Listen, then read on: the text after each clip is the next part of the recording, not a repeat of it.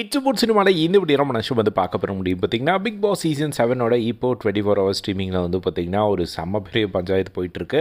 So Archana வந்து திரும்பவும் பயங்கரமாக கதறி அழுதுட்டு இருக்கிறத வந்து பார்க்க முடியுது. அதுக்கான காரணம் என்ன அப்படின்னு பார்த்திங்கன்னா ஹவுஸ்மேட்ஸ் எல்லாருமே வந்து அவங்கள சுற்று போட்டாங்க அப்படின்னு தான் சொல்லலாம். ஸோ ஒரு விஷயம் அவங்கள பற்றி குறை சொல்கிறது என்ன அப்படின்னா அவங்க அந்த ஒரு விஷயத்தை பண்ணிட்டு தான் இருக்காங்க, அதை ஏன் பண்ணுறாங்க அப்படிங்கிற ஒரு கொஷினும் வந்து வந்துட்டுருக்கு. ஸோ அதுக்கான ஒரு எக்ஸ்ப்ளனேஷன் கொடுக்க போய் அவங்க அதுக்கு ஒரு எக்ஸாம்பிளை சொல்ல போய் இப்போ அது அவங்களுக்கு எமோஷனலாக வந்து அட்டாக் ஆகி அவங்க வந்து அழுதுட்டு இருக்காங்க.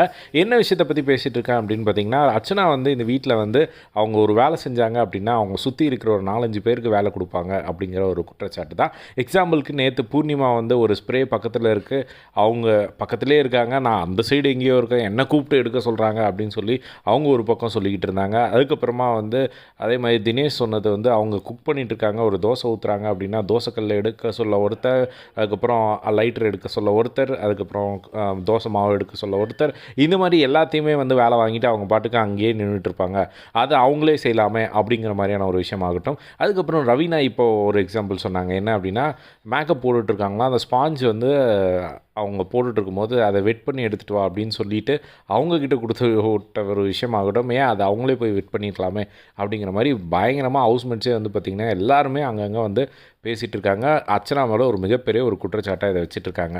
ஸோ இப்போ அதை பற்றி வந்து பார்த்திங்கன்னா விசித்ரா சும்மா இல்லாமல் அவங்க ஒரு விஷயம் வந்து சொல்லிட்டாங்க, என்ன அப்படின்னா நான் இப்போ ஒரு விஷயம் சொல்லுவேன், அதை வந்து நீ எப்படி எடுத்துப்பேன்னு தெரியல, எனக்கு நான் சொல்லாமா வேணாமான்னு யோசிச்சுட்ருக்கேன் அப்படிங்கிற மாதிரி வந்து கேட்க, இவங்களும் இருந்துட்டு சொல்லுங்கள் மேம் பரவாயில்ல, அதை அக்செப்ட் பண்ணிக்கிற மாதிரி இருந்தால் அக்செப்ட் பண்ணிக்க போகிறேன், இல்லை அப்படின்னா வந்து நான் அதுக்கான ஒரு எக்ஸ்ப்ளனேஷன் கொடுக்க போகிறேன் அவ்வளோதான் அப்படிங்கிற மாதிரி வந்து சொன்னாங்க.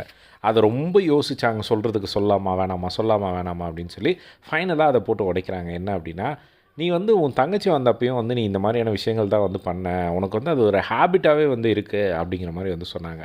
இது வந்து கொஞ்சம் அவங்க தங்கச்சிங்கிட்ட அவங்க உரிமை இருக்குது, அவங்கக்கிட்ட எல்லார் வீட்லேயும் எல்லோரும் அந்த மாதிரி தான் இருப்பாங்க. அதாவது எக்ஸாம்பிளுக்கு இந்த மாதிரி அவங்களுக்குன்னு ஒரு உரிமை இருக்கும்ல, அந்த உரிமையை அவங்க இன்டென்ஷனாக காட்டுறது கிடையாது, நார்மலாக அவங்க வேணும்ன்ட்டே பண்ணாமல் ஜஸ்ட் லைக் தட் அவங்க அப்படி பண்ணுவாங்க. அந்த ஒரு விஷயத்த வந்து இவங்க சொன்ன உடனே அவங்களுக்கு பயங்கர கோவம் வந்துருச்சு, அவங்க பயங்கரமாக அழ ஆரம்பிச்சிட்டாங்க.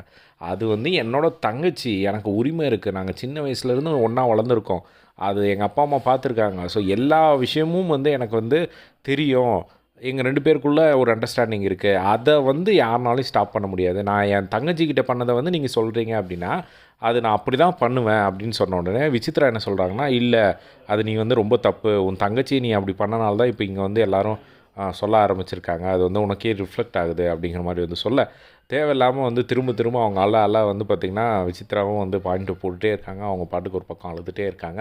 அது அவங்களுக்கு ஒரு மாதிரி ஆயிடுச்சு அப்படின்னு தான் சொல்லலாம். அதுக்கப்புறம் அர்ச்சனா வந்து ஒரு எக்ஸ்ப்ளனேஷன் கொடுக்குறாங்க, இந்த மாதிரி நான் வந்து இந்த வீட்டில் வந்து இதை பண்ணலாம் அதை பண்ணலான்னு சொல்கிறாங்க, போன வாரம் வந்து எங்கள் அப்பா பாத்ரூமை பார்த்துட்டு கேட்குறாங்க, இது என்ன கழுவுலையா அப்படின்னு சொல்லிட்டு, போன வாரம் ஒரு டாஸ்கில் வின் பண்ணி வந்து கொடுத்துருக்காங்களே, இவங்கெல்லாம் பாத்ரூம் எங்கே கழுவுனாங்க, போன வாரம் யார் வேலை பார்த்தாங்க, ஒரு நாள் நான் வந்து தனியாக நின்று சமைச்சிட்டு இருந்தேன், அதை பற்றி யார் சொன்னாங்க அப்படிங்கிற மாதிரிலாம் வந்து அவங்க சொல்லிகிட்டு இருந்ததை வந்து பார்க்க முடிஞ்சுது. ஸோ அர்ச்சனா விடாமல் அழுதுகிட்டே இருக்காங்க. இந்த ஒரு விஷயம் வந்து கண்டிப்பாக இன்னும் பெருசாகும்னு நினைக்கிறேன், ஏன்னா மொத்த ஹவுஸ்மேட்ஸும் இதை பற்றி வந்து சொல்லிகிட்டு இருக்காங்க அப்படிங்கிறத வந்து நம்மளால் வந்து பார்க்க முடியுது. ஸோ உங்களுக்கு இதை பற்றி என்ன நினைக்கிறீங்க அப்படிங்கிறத கமெண்ட் பாக்ஸில் ஷேர் பண்ணுங்கள். இதே மாதிரி எல்லா பிக் பாஸ் அப்டேஷன் தெரிஞ்சுக்க நம்மளோட சேனலை சப்ஸ்கிரைப் பண்ணி சப்போர்ட் பண்ணுங்கள். தேங்க்ஸ் ஃபார் வாட்சிங். பை.